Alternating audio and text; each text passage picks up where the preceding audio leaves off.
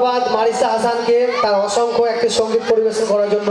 এরপর আমি ডেকে নেব আমরিন আনোয়ার ক্লাস 6 এবং তারপরে ইভেন্ট আছে translate Bengali to English class 3 এর গার্লস আছে। তোমরা চারজন স্টেজের সামনে চলে আসবে এবং আমরিন আনোয়ার ক্লাস 6। আসসালামু আলাইকুম।